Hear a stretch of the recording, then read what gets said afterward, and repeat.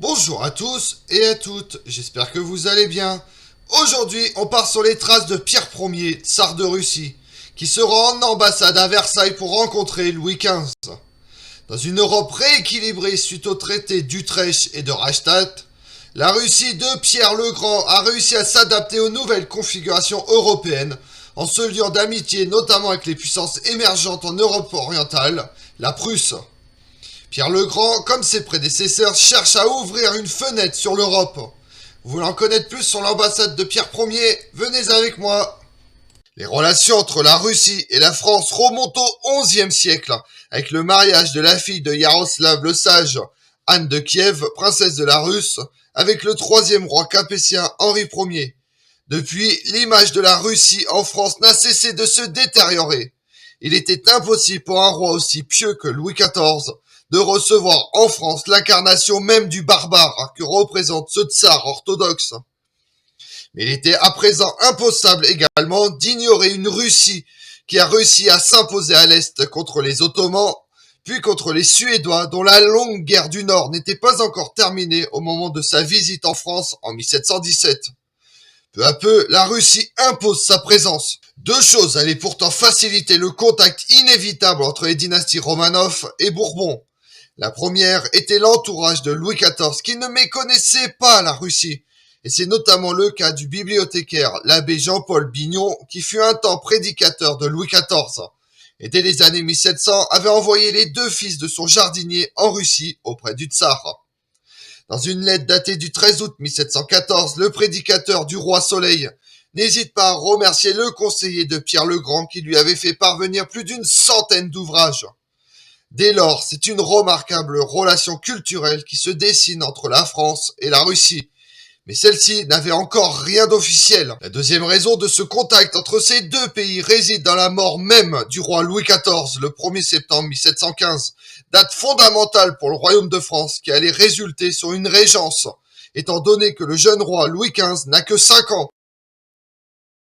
De fait, cette rencontre allait se faire avec le neveu de Louis XIV, Philippe d'Orléans. Mais rien n'est évident. Qui devait faire le premier pas? Les Romanov ou les Bourbons? Il faut noter d'ailleurs qu'en Europe, et notamment pour la Prusse, l'idée d'une triple alliance associant la France, la Russie et la Prusse est largement séduisante. Sans doute, Frédéric Guillaume Ier éprouvait-il un certain malaise à être le seul allié de Pierre Ier en Europe, et sa position orientale pouvait l'affaiblir d'une quelconque attaque suédoise, pays qui est encore un allié de la France depuis la guerre de 30 ans, le siècle dernier. En d'autres termes, il est extrêmement compliqué d'établir de nouvelles relations sans bouleverser complètement l'ordre établi. Le régent et son grand conseiller, l'abbé Dunois, deux hommes qui prendront en main les affaires de la France jusqu'à leur mort presque simultanée en 1723, vont accepter le troisième voyage du tsar, l'ultime, mais aussi le plus particulier et le plus historique. Si Pierre Ier rêve de visiter Paris et prendre davantage d'idées pour ses constructions, il faut dire la France avait joué un grand rôle d'inspiration pour la construction colossale que représentait Saint-Pétersbourg, la nouvelle capitale depuis 1713. Il venait surtout pour des raisons politiques et notamment dans l'idée de créer une grande alliance avec la France.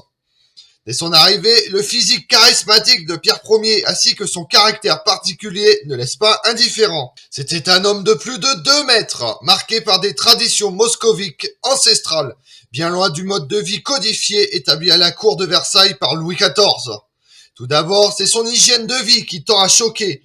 Il se lève très tôt, vers 4 heures du matin. Il boit de l'eau de vie avant les repas. Il n'hésite pas à reprendre de la bière et du pain tout au long de la journée, et souvent avant de manger. Un rythme qui ne lui permettait pas de rendre honneur au festin préparé par la France en l'honneur de sa délégation, mais Pierre Ier, loin des étiquettes, préfère se contenter d'une miche de pain et d'un verre de bière dans une taverne, plutôt que de perdre son temps avec un faste ostentatoire qui se distingue clairement de l'austérité de la cour moscovite. D'ailleurs, quand il arrive à Paris le 9 mai au soir, il refuse de séjourner au Louvre, préférant dormir dans un hôtel. C'est le lendemain, le 10 mai 1717, que le jeune roi Louis XV, âgé de seulement de 7 ans, rend visite au tsar. À cet instant, un moment fondamental. Le tsar prend le petit garçon dans ses bras avant de l'embrasser. À ce moment précis, Pierre Ier venait de prendre sa revanche face à Louis XIV qui refusait la présence d'un barbare auprès de la famille royale. Cet instant, très critiqué selon les récits de Saint-Simon, montrant la barbarie russe à travers une familiarité et un manque de délicatesse absolue. Ce manque de délicatesse, toujours selon Saint-Simon, on la retrouve aussi plus tard lors de la visite dans l'appartement de l'ancienne maîtresse du feu roi, la dame de Maintenon qui, malade, s'était retirée et alitée dans sa chambre.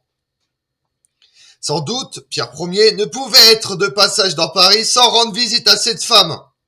Et c'est alors qu'il se tint de longues minutes à son chevet, sans dire mot, sans même se présenter.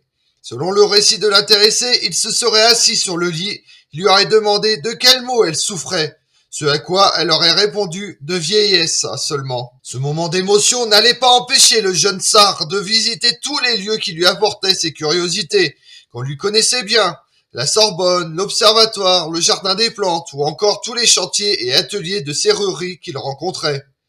Néanmoins, ce n'était pas un simple touriste. Bien au contraire, il faisait preuve d'intelligence et de savoir très technique. Pourtant, il ne faut pas imaginer une ambassade organisée avec un itinéraire préétabli. Pierre le Grand était un homme imprévisible qui partait sans dire mot, ce qui désespérait grandement les intendants qui ont ordre d'accueillir le tsar partout où il passait. Il quitte précipitamment Paris après une certaine attente dans l'aboutissement des négociations avec la France.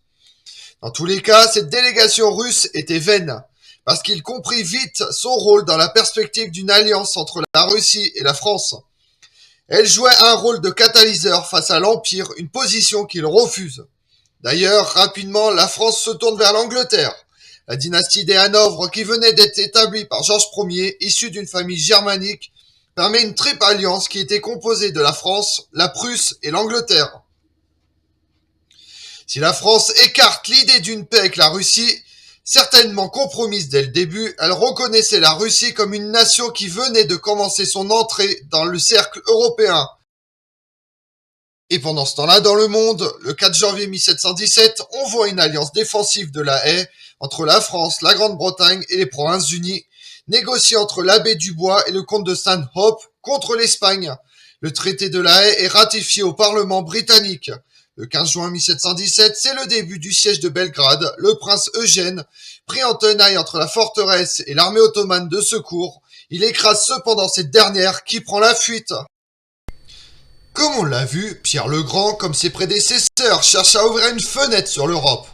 Il l'a réussi par le grand tour russe. Ce phénomène culturel tout au long du XVIIIe siècle va avoir une très grande importance dans le partage des savoirs, la diffusion et la réception des Lumières. En fait, Pierre le Grand, comme Ivan IV avant lui, a réussi à rompre son isolement face à l'Europe. Un isolement physique par le manque d'accès à la mer, mais aussi culturel et intellectuel. Je vous remercie d'avoir suivi cette vidéo en ma compagnie. Si vous voulez connaître mes autres vidéos, retrouvez-moi sur ma chaîne YouTube Tout sur l'Histoire avec Damien. Et sur les réseaux sociaux, Twitter et Instagram, Histoire Damien. Et pensez à liker, commenter et vous abonner. Je vous remercie à tous.